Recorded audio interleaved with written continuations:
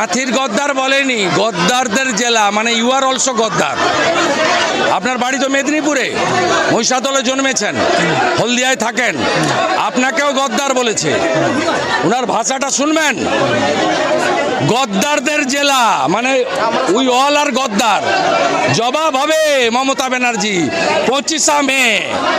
এটা বীরেন শাসমলের জেলা, মাতঙ্গিনী হাজরার জেলা, বিদ্যাসাগরের জেলা, সতীশবাবু, সুশীলবাবু, অজয়বাবুর জেলা। আপনি এই জেলাকে গদ্দার বলতে পারেন না। এখানকার নন্দীগ্রামে 41 জন লোক মরেছিল বলে আপনি মুখ্যমন্ত্রী, দিদি থেকে দিদিমা হয়ে যেতেন।